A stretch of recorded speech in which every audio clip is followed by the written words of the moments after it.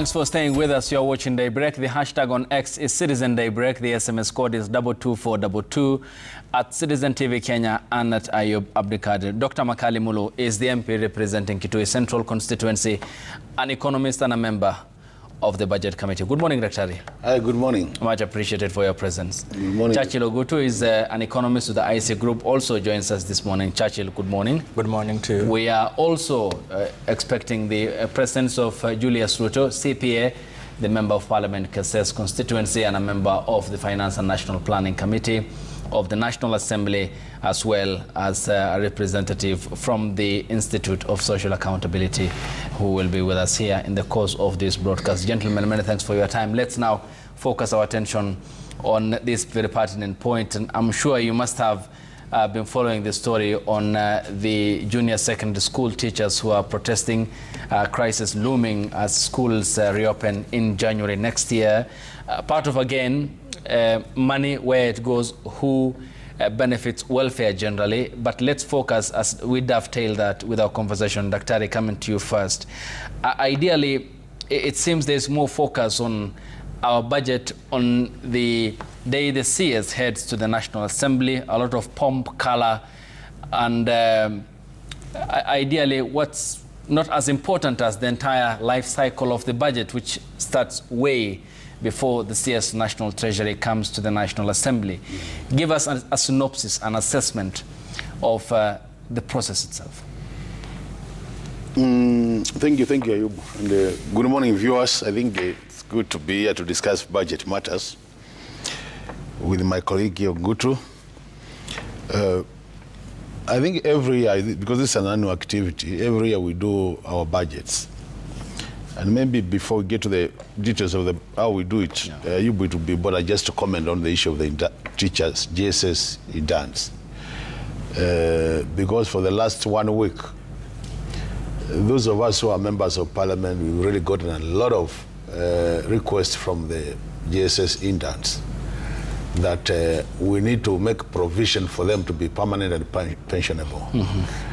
And their claim is very much justified. I think the government has been very unfair to these interns because they have done 2 years and now they are being requested to continue under the same arrangement. And you've even had the president himself had indicated earlier, I think when he was in Kitui, he was being interviewed. And he said that the expectation is that immediately you do your 2 years, you switch from being an intern to permanent and pensionable. And this has not happened. Yeah. So today, I understand they are planning to come to do a bit of demonstrations. And I think they should be allowed to demonstrate and be provided with the security so that they express themselves. Because it is very unfair that such an important function in our education sector is not being addressed with the seriousness it deserves. So this is a matter of generally getting our priorities wrong, and we have said it many times. If you look at what is happening in this country in terms of resource, the way we are applying our resources, it is an issue of concern, and more so to us who are in economies like me and Ogutu. Because, you know, our training all the way from bachelor's to another level is how to apply and very limited resources to the most priority area to achieve the highest outcomes.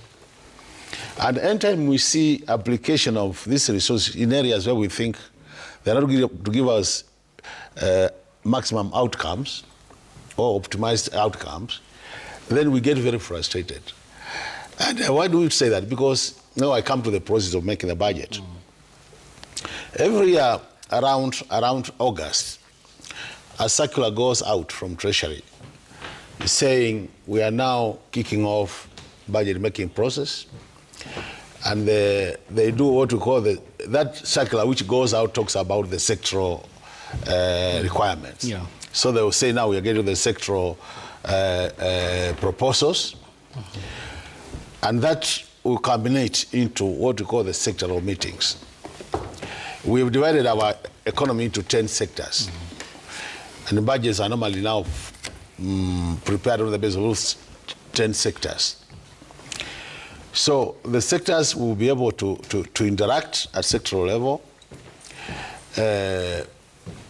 also do what we call public participation for the sectoral inputs, and you realize every year there's a meeting in KICC where the PS Treasury and the CS Treasury would make presentation on sectoral proposals. And after public participation, there are papers prepared which are called sectoral budget proposals, which are now sectoral. And this sectoral proposal, because if you want a sectoral report, you'll get it in Treasury.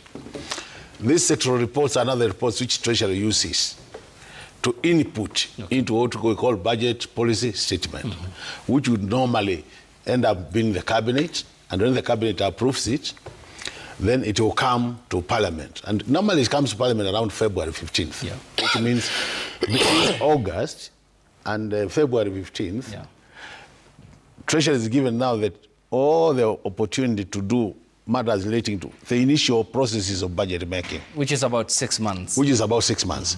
But at the same time, around the 30th September, there's another very important document which is prepared by Treasury. This document is called Budget Review and Outlook Paper. Now, this paper, what it would do every year is it reviews the last year's budget in terms of what were the projections in terms of revenue, what was the projected expenditure, and then it goes to the next level to analyze how much was received in terms of revenue, how much was spent. And on the basis of that, then they will be able to analyze the deviations and give reasons why the deviations were either there. The deviation could be either positive or negative, where you could have overachieved in terms of revenue, or you would have gone above in terms of expenditure, or then the vice versa below. Now, once they analyze that, the other bit which is critical on that paper, then it gives an outlook in terms of projections informed by the economic indicators, that what do we then expect the coming year, now the year we are in terms of what we call the microeconomic variables, which input into the performance of the economy. This is a very technical process. And normally, why this process is critical? It's because it gives what I call predictivity in terms, you can predict what would happen based on the assumptions. And why we get very, very frustrated as economists is because if this process, you get it right and you follow it, you are supposed to come out with a budget which is a bit predictable, which will have minimal interruption in terms of implementation. And if you strictly stick to the proposals, then you have minimal issue. And that's why you see we're having a lot of what I will say in quotes, outside budget expenditures. And that's why we have major problems. So basically, it's a pause which gives a reflection of the ended financial year, and the 30th of June, and also the coming financial year. As also the process begins at that stage. Churchill, then, how significant is this, and how much attention should the public pay here? That's one. Two, Dr. also points out the question of complexities and the jargon, the language therein.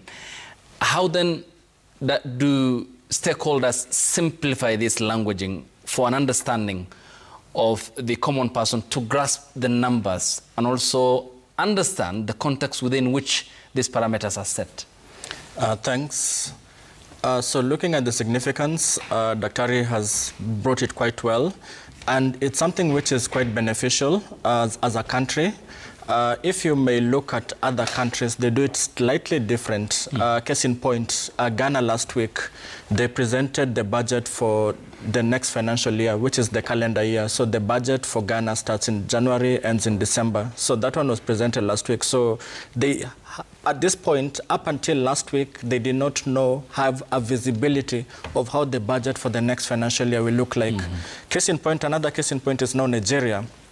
They also have a similar financial year, which is the calendar year, but up until now they have not had the budget that has been presented, and this is 6 weeks to the start of the next year.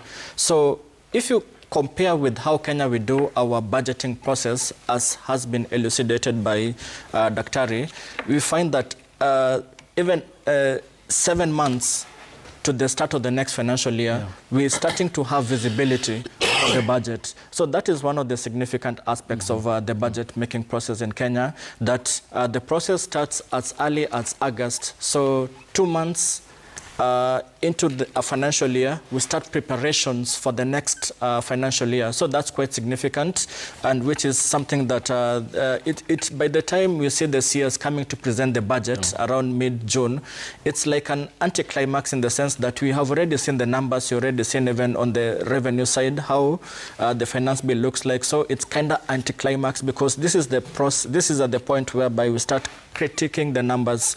The complexities, some of these things are a bit, we tend to use some of the jargons, but if you try to simplify it, it's just like your household, whereby you have earnings, say salary or business income, and then you have expenditure that you need to pay out of the income that you get.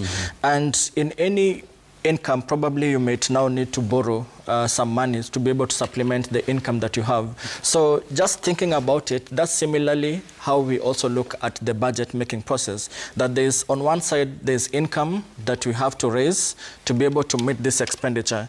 The starting point now in the budget is now starting with the expenditure, that this is the expenditure. And even in the context of the budget hearing that will be hearing, that will start today, is now looking at the expenditure side of the national government. So that's the discourse, the 10 sectors that Dr. alluded to earlier on. So we're starting with the expenditure, and then much later further down the road is now we'll figure out, okay, this is the income that potentially we are able to get. We need to raise some additional income, so that's where the revenue comes in. So, but just to simplify it, it's just as a household budget works, that's similarly how we also look at the national budget. And we're also joined by CPA Julius Ruto, MP, Keses constituency, a member of the Finance and National Planning Committee of the National Assembly, very critical in that process. Good morning.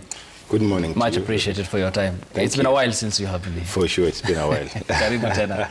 Alexander Rithi is also the head of programs at the Institute of Social Accountability.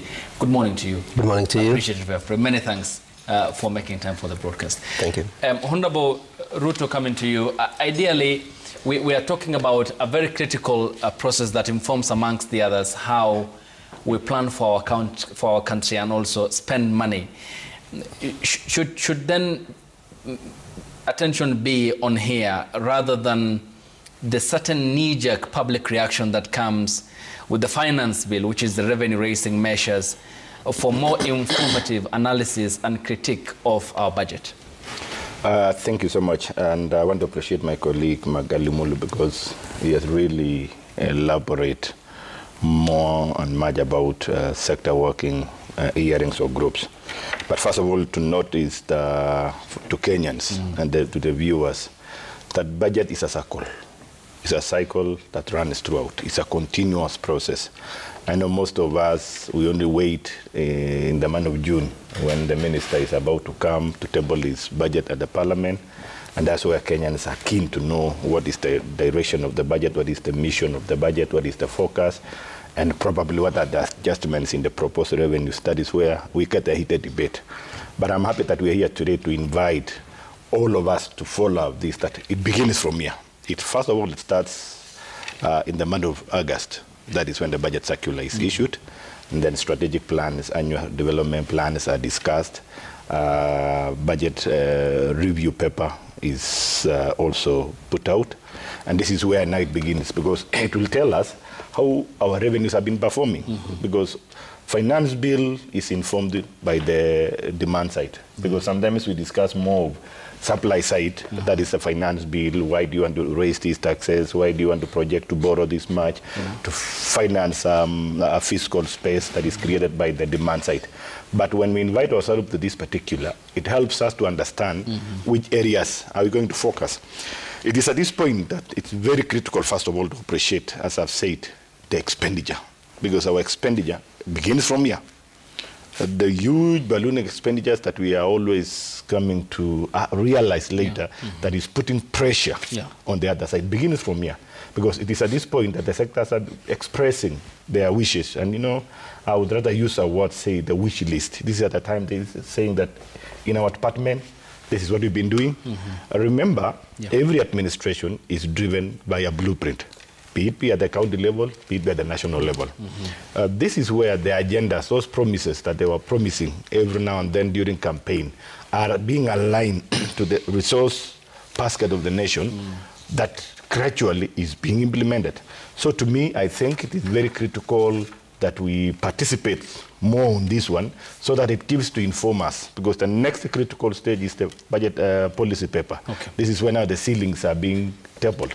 And you will be wondering why Sector A is given this much, why Sector B is given this much. Sometimes others feel like, why are we, it's like you're giving more priority to the other side. It is driven by what is being discussed at the moment. It is driven by the outcome of what is being, what is in the process now. We'll talk about much, gentlemen, including the wage bill, which is an area of concern, paying our debt, as well as management general of our coffers, which again boils down to accountability. Members of Parliament, having you here is also another plus, so that you can also respond to some of those questions. Alex, your institution has been raising the red flags, certainly, but how then are you taking part in this very critical process now that will culminate on the 30th of June next year when the financial year concludes? Thank you very much for having me, and I'm happy for hearing what Honorable Makaili has explained the budget process very well. And as the Institute for Social Accountability, what we have done this year is to try and start interacting with the budget process from the beginning. And we have looked at the budget review and outlook paper, and we also went ahead to write to Treasury after the circular that comes out in August. We wrote to Treasury because in that circular it provides that sectors are supposed to involve their stakeholders. So we wrote to Treasury and requested that we be involved in the sector working group processes. And Treasury was gracious enough to respond to us, but they told us to go and be involved within the sectors. So we went ahead and wrote to the sector chairpersons. In this case, sector chairpersons are normally principal secretaries. And we requested that given the Treasury circular that has come out, please involve us in this particular process. But it's a bit unfortunate that we only received a response from one sector. And the response was, we've already had the sector retreat and therefore participate in the public hearings. So we will be in the public hearings starting from today, but our view is as a civil society, we have an interest in the budget making process. And that is why we wanted to be involved from the beginning. And the Treasury provides, actually Section 35 of the PFM Act provides for public participation as read together with various articles of the Constitution. So for us, we wanted to start being involved from the beginning so that we shape the particular discussions that are happening at the sector. Because like right now, and Mheshimiwa has highlighted, when you look at the budget review and outlook paper, which is the basis against which sectors are preparing their sector reports, we are already seeing some areas that are of concern that we would have wanted to raise at the sector working group level, and we will do that during these hearings. For instance, we are looking at the deficit that is projected for the next fiscal year is above 1 trillion. It is actually 1 trillion and 17 billion. So that tells you that when we come to February and the medium-term debt strategy paper is presented to Parliament, we expect that our borrowing will increase. When you look at now where the borrowing is coming, is projected to come from, about 775 billion is projected to come from domestic borrowing. And about 241.8 billion will come from external borrowing. Now, these numbers start giving us jitters because it means that then we are going to continue with the crowding out effect that we are seeing in our economy. And when you also look at now the projected revenue, because it's also there, the projected ordinary revenue, which will essentially come from taxes, is about 2.9 trillion. In the current budget, the projected ordinary revenue is 2.7. So we are wondering how are we going to grow from 2.7 trillion of ordinary revenue from our taxes to 2.9 without the element of increasing our our taxes. So for us, we are involved in this process from the beginning, because from the numbers that I've just highlighted, we can start actually projecting a possibility of possible new taxes in the fiscal budget that will be prepared, that will go into now the finance bill, or I don't know where else we are going to get this money. As you pointed out, of course, 923 billion was is this financial year's deficit, and a majority from the domestic market than the external market. All that we'll be talking about, plus our wage bill, and the points of concerns as mentioned by the very important institution, the Salaries and Remuneration Commission. But Honorable Makali Mulu, then accountability-wise, how much then should be going into this, especially from the point of now, as you have talked about, the looking into the coming financial year, the revenue targets, ideally looking back at that bridging moment, you realize there was under collection in the previous financial year. But how much should be going into this to stop this perpetual economic problem that has been very consistent throughout the previous financial years? You know, before I come to that, Ayub, I think he has brought out a very important issue, which I think I want to encourage him. Actually, public participation is a constitutional requirement. It's not by choice. So what is reporting that they were only told by only one sector out of the 10 that already they had already been overtaken in terms of participation, and the other 9 didn't involve them, is an issue they can go to court and the court will stop that process, I'm telling you. Because to me, you can see out of their participation, they are raising very critical issues, and this is where the problem starts. Because, you know, if you don't get it right at this point, come June, we'll all be complaining about budget deficit, we'll all be complaining about revenue projections which are high, and then more taxes for us. And then we'll say, what is it? But you know, this now things, the foundation for this has been set now, and that's how I want to explain the question I've asked. In economics, we have what we call the models, which do forecasting. We have models which you can use to forecast the future from now, basically from an economic perspective. And I tell you, in Kenya, the models we have, we get it almost 90-something%. So there's very minimal margin of error. That being the case, it means if we get our forecasting correctly, then most of these things will be sorted out. But what has been happening is, I know currently we do, even in Parliament, me and my colleague here in Parliament, we have a budget, parliamentary budget office, which also does their own, they have their own models they used to do the forecasting. And I tell you, anytime the Treasury does theirs, and we get our parliamentary forecasting, you realize that Treasury forecasting is always higher than parliamentary budget office. And as we tend to go by the parliamentary one, because it's more reliable, they hardly get it wrong. And you know, they are not biased, they are very objective. So I think to sort out the issue you are saying, if we want to be more accountable in terms of the way we do our budget, the first thing is we must listen to the technicians. The technicians are the economists in Treasury. And the second thing, we must listen to the public. Because we are doing a budget to serve Kenyans.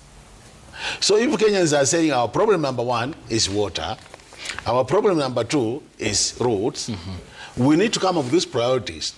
And based on that prioritized list of Kenyan needs, then resources should follow that. But you know what has been happening?